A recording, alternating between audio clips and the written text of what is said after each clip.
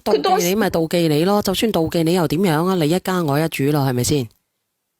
唉，你都唔知道，個心好難受噶嘛，嗰個係我哥嚟噶嘛。當時係啊，佢陀住個細蚊仔，咁佢好巴閉咩？你知唔知啊？佢連去超市買個水果啊，乜嘢啊，斟杯水啊，乜都要點我哥去做啊，知唔知啊？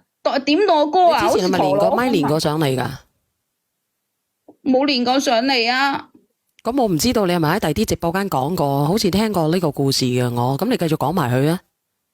我呢個係真實嘅喎，唔係故事嚟嘅喎。我知道你係真實，但係咧你肯定係通處講噶啦，你繼續講啊。咁當我覺得我好鬼激氣嘛，我哥點解咁嚟點我哥啊？成個陀螺噶嘛，你知唔知點到我哥？我當時咪好嬲咯，咪同佢嘈咯。啊！我媽當時就勸我，佢話：哎呀，你就係阿嫂啦，佢陀住個細蚊仔，粗身大細，跟住話你老豆而家身體又唔好，你唔好咁激佢啦，到時你老豆知道咗，到時激親你老豆啊咁樣。咁我諗下係，我老豆本身身體就唔好啊嘛，咁我都唔想話激到老豆咩咁啊嘛，我咪冇同佢嘈樣噶。咁其實我想問你一句，咁你係咪同你嘅哥好咗啊？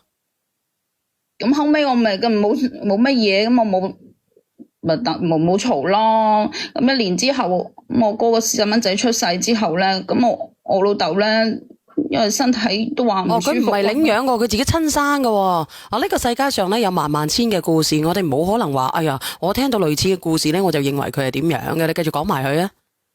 你係咪中意咗你哥啫？其實我梗係中意我哥啦。咁點解你會中意你阿哥咧？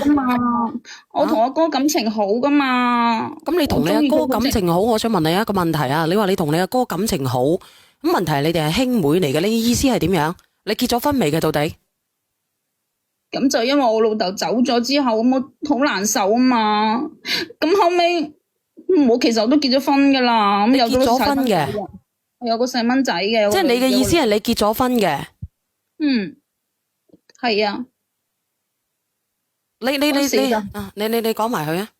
嗰時就係因為我老豆咪就走咗啊，嗰時真係好難受啊嘛，我真係接受唔到啊！當時你知唔知啊？我老豆好錫我噶，當時佢走嗰陣時啊，我真係好難過，好傷心。咁後尾咁，因為我同學都有追求我噶嘛，咁佢成日見我咁傷心咁難過，咪經常即係話安慰我啊。咁後尾我又同佢飲咗啲傻仔水，咁後期咪發生咗關係，後期就同佢結咗婚咯。咁第二年即係話咧，其實你都係有老公嘅，你後尾係嫁咗俾你老公嘅。係啊。咁但我諗住佢本身就係我老公追我先噶嘛，諗住我結咗婚就會過得好噶啦嘛。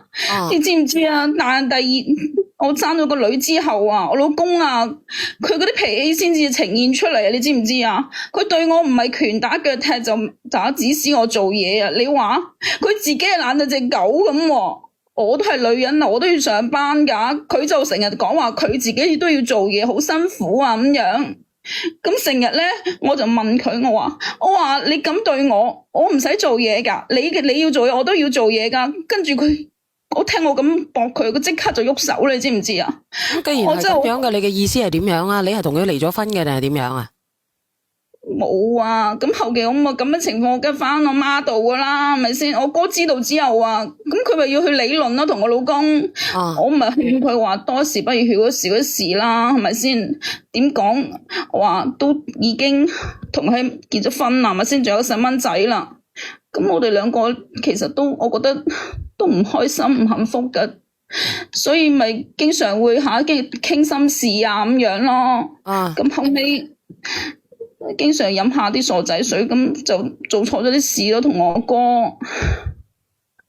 自從嗰次之後就有咗關係，我就點講咧？點解你要同佢有關係咧？點解咧？